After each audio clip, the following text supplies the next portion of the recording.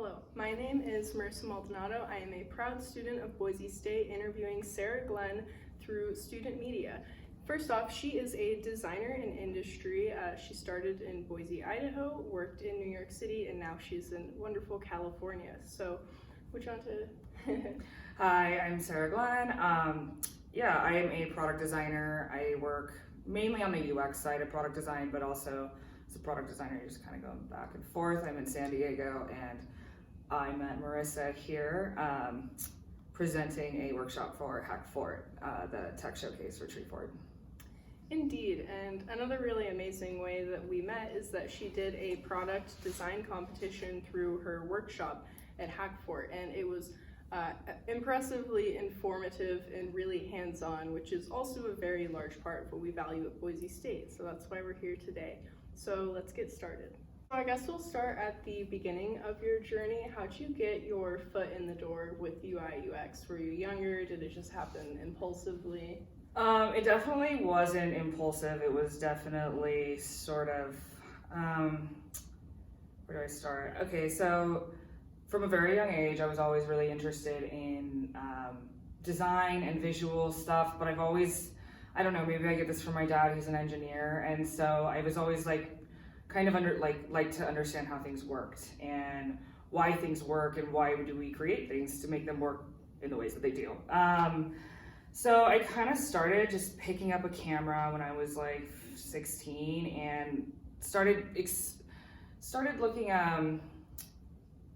practicing my visual art through photography first, and that was really great. It allowed me to meet a lot of people, talk to a bunch of different kinds of people. Definitely. And that sort of translated me into trying out a bunch of different jobs in New York City.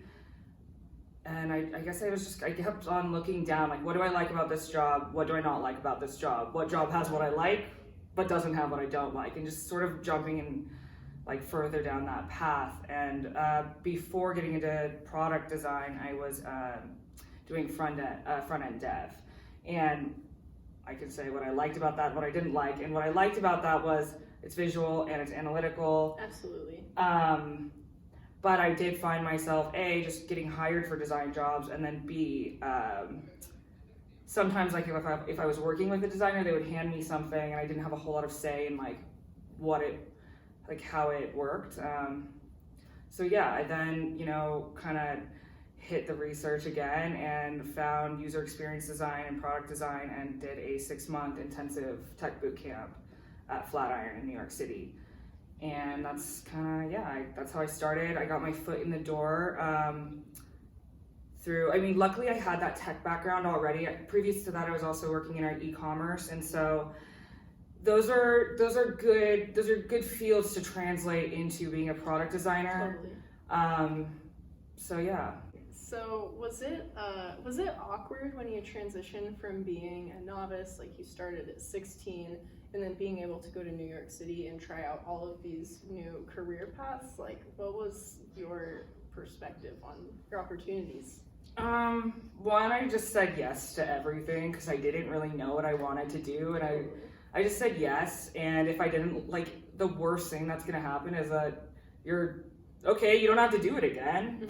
So I don't know, just say yes. If I liked it, if I felt like I wanted to do it again, I would seek out those opportunities. I would find other people to work with or try to find some mentorship. When I really started doing front-end web development, I would reach out to, through photography, and I was also doing styling stuff too. I have a network of designers that I'm good friends with, and so when I started learning front-end dev, I was like, hey, let me make your e-commerce site. And That's so awesome. I had I was working with all of my friends who happened to also be creative designers and building their e-commerce sites, which led into me building more e-commerce sites for people I didn't know, and I don't know, but yeah. Well, so just say yes. You sound very resourceful. Yeah. So way to utilize that. That's awesome. I think that is the key, is just being resourceful, and if you're hey, I want to do that, just go and figure out how to do it, rather because no one's gonna hand it to you.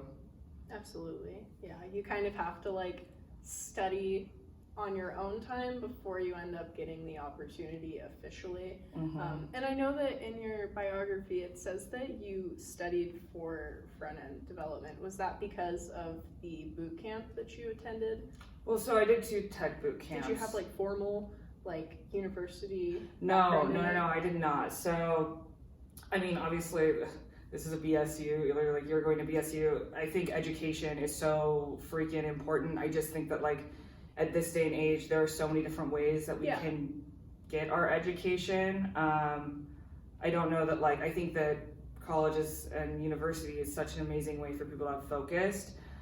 I didn't feel like it was right for me when I was 18 or when I was like trying to figure out what I wanted to do in the workforce. But so yeah, front end, I did that that was 1 boot camp. I did my 2nd boot camp, and so I'll say big boot camps because I've taken a lot of courses and certifications along the way. I've done them for like graphic design, more product design, more, so. For your boot camps, what would you say the largest learning curve was going into it?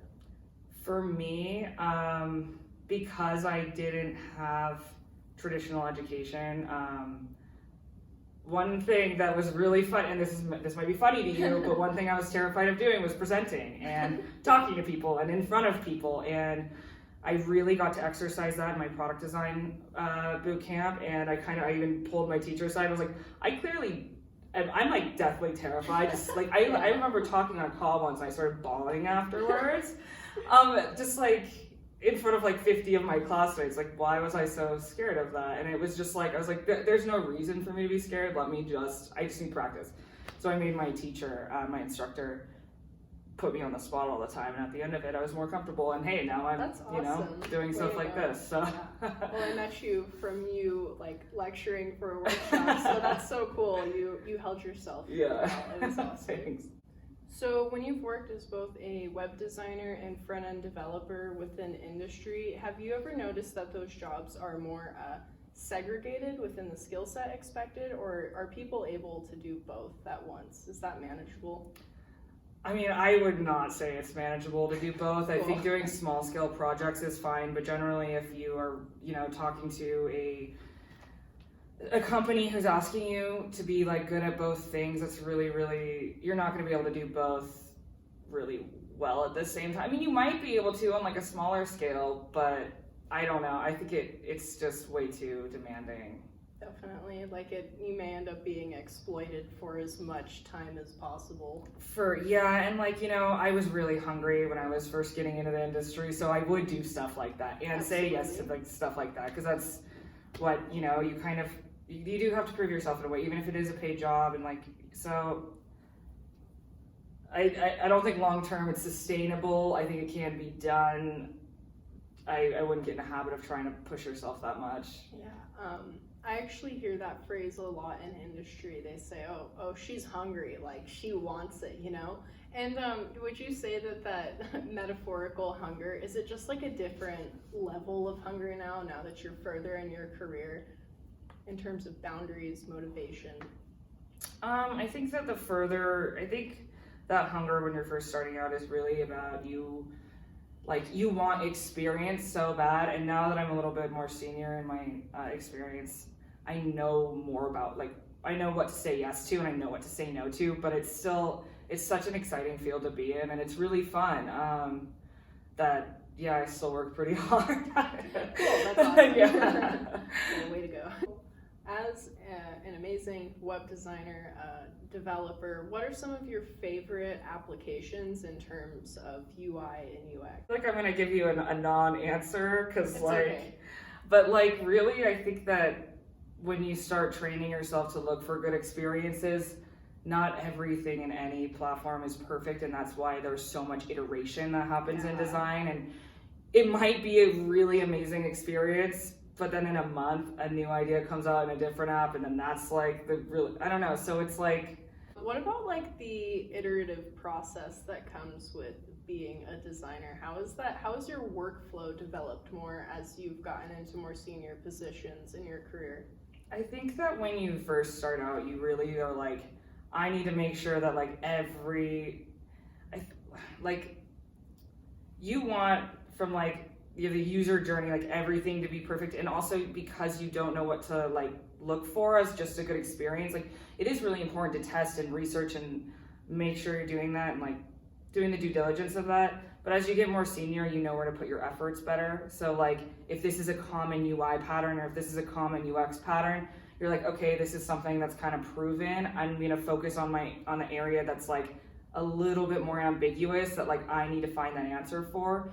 And over time you get better at doing that and just weighing out where to put your efforts. Indeed, that's funny. That's kind of similar to academic research, is just finding the gaps in knowledge and being able to contribute to that and push the ideas forward. So that's what I love about industry. It's like you actually get application of all of these theoretical concepts. It's no longer just studying. Yeah, totally. And I mean, I think that like if you look up like UX research methodology, it follows a lot of academic and like stuff. So there's a lot of crossover there. Cool. What's one of your favorite applications that you've been able to develop? Yeah, there's a few, and usually they're the ones that are the least known of because they are kind of like they haven't been developed yet, or like they're new. Recently at Slice, I was hired on to develop a pilot, like a seed project, and it doesn't really exist anywhere yet. I can't really give you all the details because I just signed an NDA, but I will kind of talk about some of the things I did and what the problem. So with UX and with design, you're always solving a problem, and so just you make sure you're solving a problem. And I always like to frame it in a way that like is really easy to understand. And this, like, Boise's a little bit smaller, but in New York City, I run into this all the time where you try to call a restaurant, it rings and rings and rings, you can't get through. I'm sure that happens here too. And so you're just like, I want to make a food order, or like a whatever. I need to talk to the restaurant. They're too busy to handle their own phone systems. Yeah. And when they do have workers in-house, it's better for their time to be spent in the kitchen or talking to people. So I was the lead designer solving that problem. Wow, that's cool. It was a really, really interesting project for me because it involved voice technology, machine learning. There was an interface design that I had to do as well. And the flow of this doesn't really exist a lot.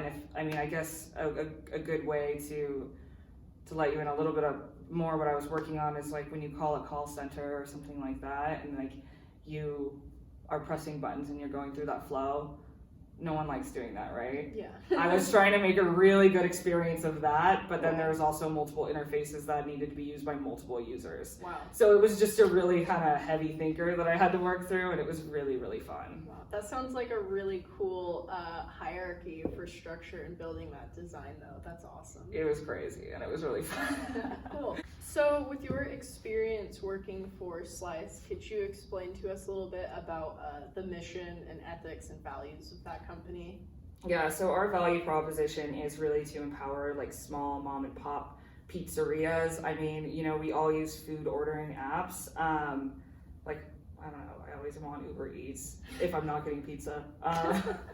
But Uber Eats and some of their competitors, they take commissions up to 50% of each order, and that, especially during the pandemic, was really, really hurting small businesses. I'm like, who's ordering from a chain every day? We're all ordering from small businesses. Absolutely. And pizzerias, even though it seems like a niche in the market, like being niche is sometimes good because you can build tools that really that can be really utilized just for them. And so like when like our menu structure is created for pizzas, Uber Eats doesn't have that. And so just focusing on that one has really been has really allowed us to focus in on like our solution specifically for this this demographic.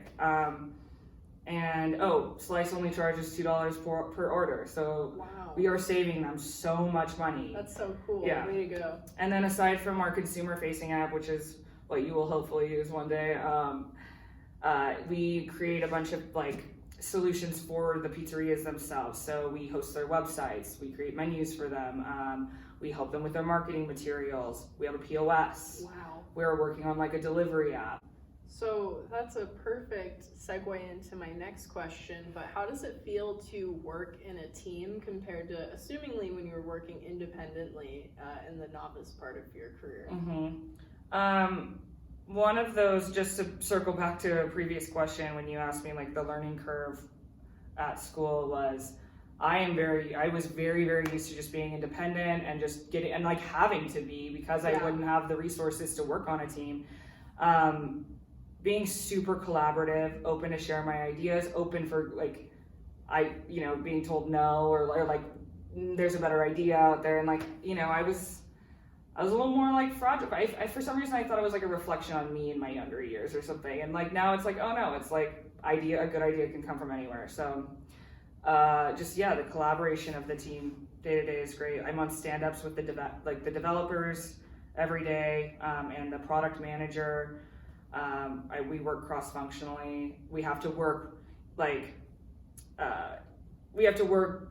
each designer, or like I work with other designers too, but we'll be working on a different part. We need to sync all the time to make sure that we're not building something that doesn't, work together. Totally. So I would like to relate that last answer, because it's amazing in terms of collaboration for projects. But I know that during your workshop, we focused on how can we make users' lives easier, and how can we help them to avoid discomfort while still being relative in industry. How would you say that worked when you were actually in your job with other people? The workshop that you attended, we did a group brainstorming on competitive analysis that sometimes is alone.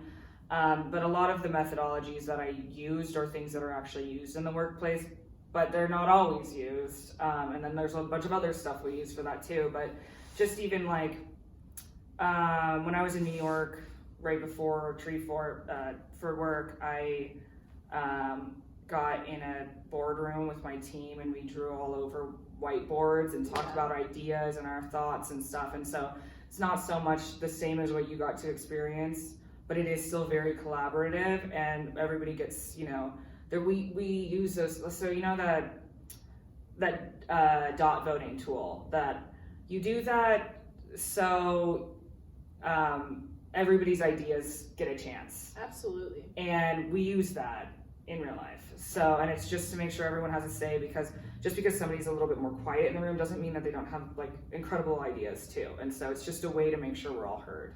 Amazing. Here's our final question, but considering the amount of time that you've had in this industry, what advice would you give to people just entering it or just beginning to study it? If you are starting out, just be open to criticism. We're not mean, or like the industry's actually really, really nice, so don't be timid. But it is hard. It can be hard to get your first design role. Right now, there's a lot of demand. When I first started out, there wasn't so much demand. Luckily, I did have the background that kind of helped facilitate me in that door. Just say yes. Don't get discouraged, because it will happen for you, and we all have a point of view that's important in this field. Like, even on a design team, like they're really focused on hiring in a lot of diversity, because you can't make a good product if there's just like one voice. And that's why we look to our users. That's why we make sure to get people from all walks of life in there. And so, just don't get discouraged, because you will break in. Cool. Wow. Well, that's very empowering advice. Thank you so much. I need to hear it, and I think a lot of other people need to hear it, honestly. And thank you for giving validation after all of your time within design and development. I think it's necessary to have people with this experience have a platform for it. So, yeah. Well, thank you so much. Yeah, thank you. Thank you guys for watching and listening. Have a great day.